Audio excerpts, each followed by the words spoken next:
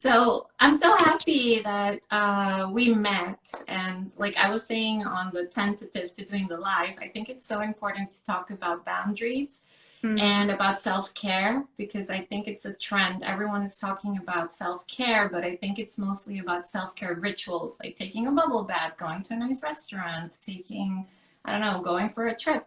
And I think it's so important to really go deeper into other ways that we can care for each other and self-acceptance, self-compassion, and setting boundaries. So when hmm I found out that you, Sarah, are an expert at setting boundaries, I thought, oh my God, I need to speak with her because it's something that we I think so many people are really craving to know how can we do that and how can we show love for ourselves by setting boundaries with ourselves and with other people. So tell us a little bit about what you do, and yeah, and the show is yours. well, thank you for calling me an expert at boundaries. That like makes my heart sing because for so many years I was so not an expert at boundaries. Like, and that was a massive reason why I struggled with burnout for as long as I did, why I was in the kinds of relationships that I was, why I struggled with relationships with friends and family. It was a total lack of boundaries. And I'm always very frank and very transparent with my own struggles. Mhm. And I like to own my stuff. Like personal accountability is a big personal value of mine. And I can own the fact that I had no respect for other people's boundaries. And when you don't have respect for other people's boundaries, it's tied in with a lack of having your own boundaries respected. And it's kind of like a vicious cycle of not setting boundaries, not respecting boundaries. And that's where a lot Mhm. of people run into issues with themselves and food or fitness or career or friendships, relationships, you name it. It's like Yeah. every client I've worked with, every study I've read, all the work that I've done with burnout, it all comes back to boundaries. And Mhm. self-care is such a buzzword right now. Boundaries is Yeah. even a huge buzzword right now, but I don't think people fully understand the complexity of boundaries. It's really kind of an art form. Um, Mhm. and how much deeper self-care goes than just having a glass of wine and taking a bubble bath at the end of the day, Yes, you know. definitely. Yeah. And So how did you start like learning about all of this, and how did you start implementing the daily setting boundaries with yourself and with the people around you? I'm curious to know. um a lot of therapy for sure. But my work with it really probably started about 2.5 years ago. It'll be 3 years in October that I left a very abusive relationship where like a lack of boundaries was the theme. If you could put a theme on this relationship, it was a lack of boundaries, a lack of Mhm. him respecting mine, a lack of me enforcing mine or even setting any, in the first place. And the consequences of that relationship were really severe. They really impacted me negatively. And when I got out of that abusive relationship, looking around at the scraps of my life, I was like, okay, how do I rebuild? What kind of person do I want to be? How can I formulate my identity? How can I be what kind of woman do I want to be? Mhm. Um, and through therapy and conversations with others and then rebound relationships and more mistakes, it just I just, a lot of self-reflection led me to look back on my life and see, holy crap, like where have my boundaries been? I've not set any. And then it just kind of was one step at a time, learning as I went, reading books, talking to my therapist, talking to coaches, Mhm. failing over and over and over again, and kind of working out the kinks of it. And it was like the pieces kind of all fell into place. And then as time went by, I started having people coming to me asking about boundaries. How do I set a boundary here? How do I set a boundary there? Um, I would get compliments and they would ask, what's your secret? And I would say boundaries. Um, and so that's how what's kind of led me to this point. So it's been a Wow, journey. It's been amazing. a lot of ups and downs and a lot of failure, trial and error, like anything else. Yes. I think it's kind of like when the growth journey, right? When we're at the current level and we want to get to the next level, there's this whole shedding that we let go of, old habits, old relationships. Basically, we're here to learn, and then the whole shedding and then the channeling that happens simultaneously, right? That you mentioned Mm-hmm. your whole new identity. So it's really going through the good and the bad at the same time, and then Yep. going to that next level. And it's so amazing how the level where you're at right now is a level that you felt it so much that you had that need to really learn how to set boundaries. And now it's like the thing that you can help people with, and that you are, yeah, because you lived it. And I think most coaches, we're coaches because of that. Something happened in our lives that makes us want to, and then we helped each other out, we helped ourselves, and then we just want to show to the whole world how they can also do that to themselves, right? How they can Yeah, feel better and be their best selves. So, for wow, sure. amazing to hear your story. And you were also in the army, right? You mentioned I something about was. that. I was in the Army, and if there's one Wow. huge lesson on boundaries, it's the United States Army. But I won't go too far into it. But yes, there was a lot of my experiences in the military that led me to have a deeper appreciation for my own boundaries. Mm-hmm. But like any other not so great job or difficult job or challenging relationship, you learn by experiencing. So I'm really thankful for everything that the military taught me. I'm also thankful for the people that I met through the military. Like that's what all of us are probably thankful for, the people that we met during our time in. And one, I guess one of the biggest things that I probably learned from the military and what I'm most thankful for are the people who called me out for Mm-hmm. my own stuff. That was like some of the key pivotal moments in my life that like were a wake up call to Mm-hmm. my behavior and a like shining a flashlight on my own areas of opportunity for growth were the people that held me accountable to my own behavior and drew attention to, where I could respect boundaries or where I could set a boundary. So I'm forever thankful for my time in. I'm glad I'm not in anymore. I'm definitely in like my soul work now. Yeah. Um, but I wouldn't be who I am today without it. So I'm thankful. Right, right. And it's nice that when these people came to you to tell you, hey, there's this happening, that you were able to really listen to it and see within yourself, okay, maybe something needs to be changed. And I think it's such an amazing opportunity that sometimes because of our ego, if someone comes and tells us something, we tend to shut them off. But when we Mm-hmm. allow them and then just really go deep and like, wait, maybe they're right. How can I take full responsibility, and how can I change something that is not going so well? So thank For you for sure. sharing with us about your experience. And now let's get into the good stuff, even more good stuff in terms of how can people begin setting boundaries. I don't know if you want to pick a specific, because like you said, we can set boundaries with ourselves, with relationships, with health, with, there's so many things, right? Maybe, I don't know if you want to pick like a specific topic to talk about. I think all good boundaries in your life start with boundaries with yourself. I would absolutely urge any listener, anyone paying attention who is curious about where to start setting better boundaries to Yeah. do some self-reflection and where you can start with the things that you have control over when you're the only one that you're kind of battling. Because a lot of personal growth is a battle. When you are the only one that you're dealing with, it's a whole lot easier to practice. And if you can set boundaries with your time, how much time you're spending on social media, that's an excellent boundary that we can all Mm-hmm. practice, whether you're a business owner or not. That's an excellent place. How much time are you spending on social media, and how much is it really benefiting you or costing you? So Mm-hmm. that's one boundary you can start with.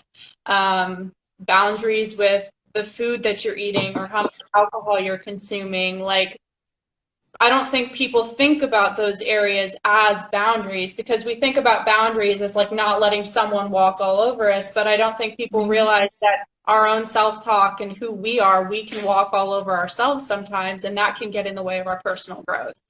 So before you're ready to really have those conversations with other people and truly stand up for yourself, you have to know who you are and what standards you yourself are holding yourself to, if that makes sense. So it all starts here. Getting in the habit of recognizing where boundaries are and where they would appear, and learning how to respect them in other people. Because it's going to be infinitely easier when you start having the harder conversations with your boss or your coworkers or your significant other or your parent. That people setting boundaries with family, that's one of the most difficult places that people will be setting boundaries with your kids or your parents or your siblings. Before you can have those conversations where it could go, you try to set a boundary and another person goes, but you don't respect my boundaries. Why am I going to respect yours? Or you don't even do this. Look at all these areas where you're failing in your life. And people will push back. Nobody likes to have boundaries set with them. They really don't. It's a very triggering thing. And in order to go into those battles, if you will, you really need to know who you are and understand that my cat is about to walk in front of the camera. I'm so sorry. Hey, kitty. I knew that was going to happen at least once. He wants to join. Yeah, she does. This is Diva, and she is a diva. Hey, Diva. Before you can have those conversations with others, you need to know who you are, you need to know what your boundaries are, you need to know what your standards are, and you need to know that even in the face of someone pushing back, that you get to be like, no, we're not doing that here. I'm firm. I've cleared all of the dirt inside me. Like, I'm good. I'm ready for this conversation. So that would be where I would say to start, for sure. It all starts with us. I love that. And I think that when you really build that strong foundation, really, really knowing your values and why you value that, that really gives you more kind of like power if things get a little bit rough, let's say with family and you need to set boundaries, but you know the reason deep inside why you're doing it. So it gets easier to then start setting boundaries. And then, like you said, if you are showing that to others, they're going to perceive it. Like I feel that when you're being that person and people just feel it, you don't even, of course, you have to sometimes set boundaries, but they see that you're living your life through I don't know, how do I say it? Like you say you're going to do something and you follow through, or you set a boundary to yourself and you show to others that you're really going at it. I think they start to feel that, right? They start to feel it, and then they're like, oh, okay, like the situation will be different than as if you're not following through and you're not setting boundaries for yourself. So yeah, self-awareness and identity work is key. I totally agree with that. Definitely. You have to know what your core values are. You have to know they're your compass in life. That's always going to be, if you have a hard decision to make, or you are questioning whether or not you're going to set a boundary in this situation or how to set that boundary. If you know what your core values are, it gives you a place to check back in and be like, okay, I feel like maybe I might want to set a boundary, but I'm not really sure how or if I should. Let's check in. Who am I? What do I value?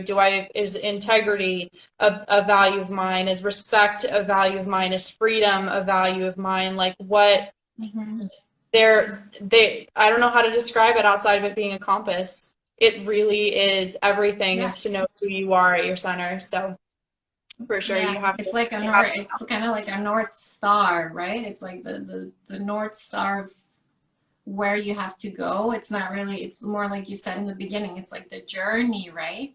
That you're going through. It's not really the destination, because I honestly don't think we ever get to that point where everything, we notice that boundaries, we feel good with ourselves, everything's working fine. If not, it would be like game over, and we're kind of like in this game trying to go to the next level. So yeah, definitely. I think it's key, and I think starting small, right? I mean, some people go like, oh, okay, all of a sudden I'm just gonna change totally who I am, and I'm gonna start setting boundaries and being more strict with myself and with other people. It might work for a week, for 2 weeks, same as with diets or exercising, but it's not sustainable. Nope, not at all. And what happens, and it happened in my own experience, is that if you try to do too much too fast, or you almost overcompensate in the other direction. So if you're someone who is like been a chronic people pleaser forever, and you're just the yes person, the go-to person, you give, which is a lot of people in the coaching industry. It's been a lot of my clients. It's a lot of people and it's been me. You all of a sudden are like, boundaries.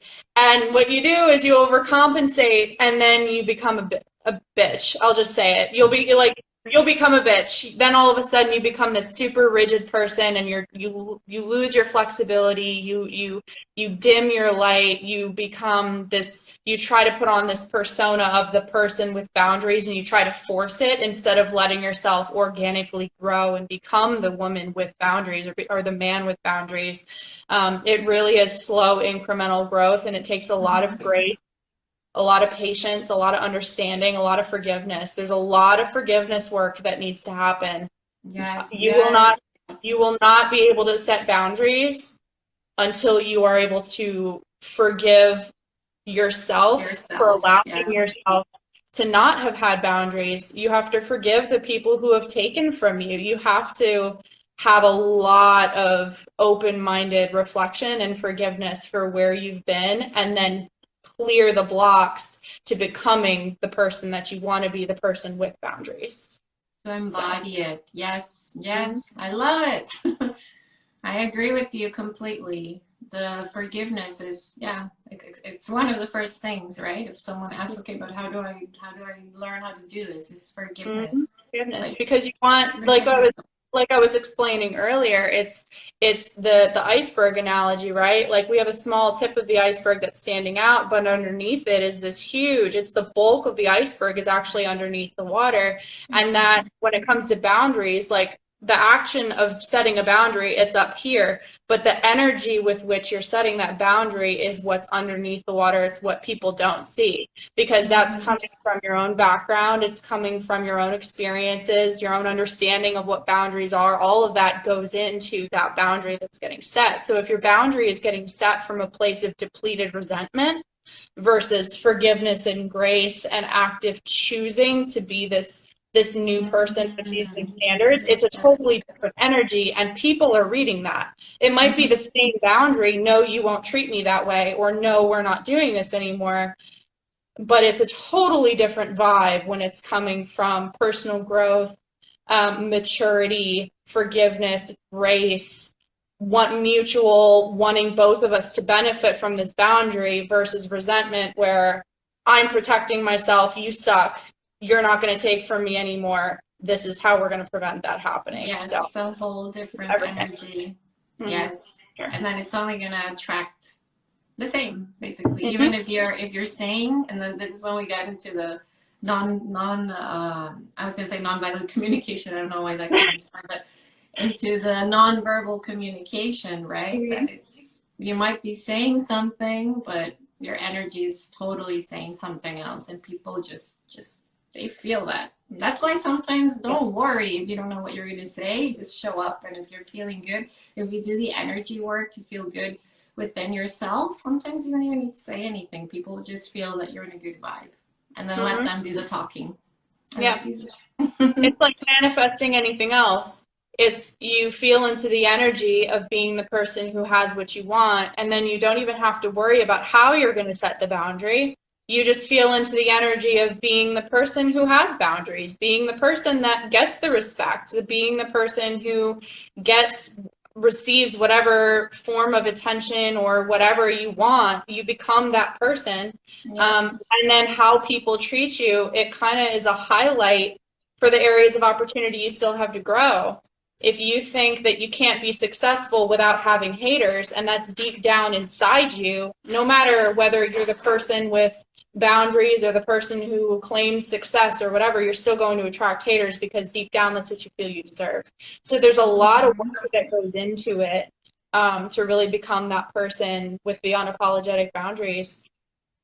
It's beautiful work. It's just a lot deeper than I think a lot of people realize. So that's why I love talking about this so much, is really clarifying the how, from the foundation of setting a boundary all the way to the actual action of setting a boundary. All of it is just it's a beautiful process. It really is. I love seeing people accomplish it.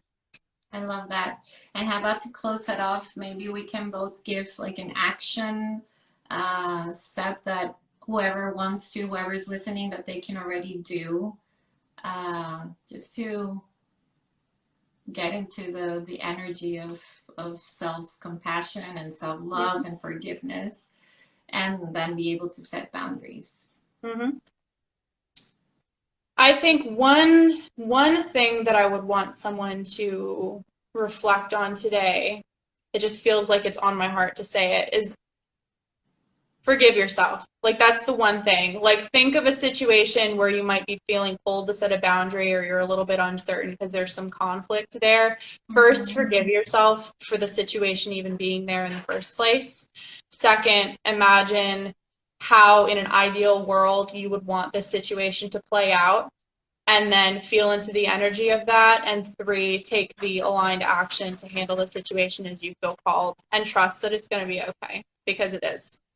Trust if you're being called to not talk to that person anymore, even if it feels like the hardest, most impossible thing in the world.